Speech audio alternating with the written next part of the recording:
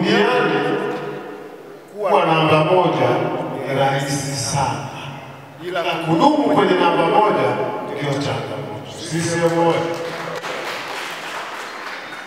wajumbe mmenipa kura nyingi, kwa sababu ni mara yangu ya kwanza kuteuliwa na kugombea kama nilivyogombea leo, na wajumbe mmeonyesha imani kubwa kwangu. Nasema asanteni sana. Lakini hivi ni deni kwa kweli, na mimi ninawaahidi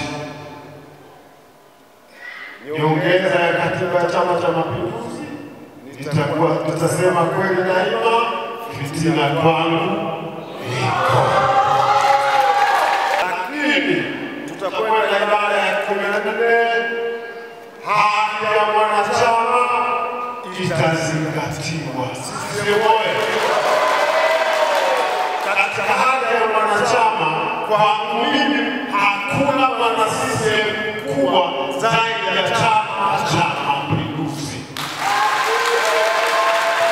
Yeyote atakayekuwa anataka atambue kwamba maarufu wake, heshima yake, kwa kuwa chama kimeona ndio leo imechagua kwa hiyo heshima na pamoja na kupewa Chama cha Mapinduzi. Sisi moja, na mimi ninaamini kwa namna mlivyopiga kura, kwa kutambua vile tulivyokuwa nao, mnajua haki ya wanachama, lakini baada ya 15 wajibu wa wanachama. Sisi moja, ninawaahidi kwenye madumashi usinishirikishe mimi. Chama kwanza, mtu baadaye.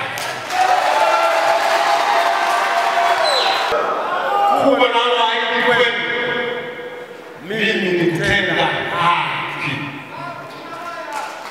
Ninarudia, mimi ni kutenda haki. Isitokee mwanachama ukatengeneza uongo, nikaja mezani kwangu nikibaini uongo, wewe unatengeneza uongo, tutachukua hatua. Kama wanachama wanaleta katika mfumo wa chama, tutakaa chini, tutaangalia kwa mapana nani akasema. Tuna utamaduni wetu wa kukutana kwenye vikao. Utamaduni huo utumike.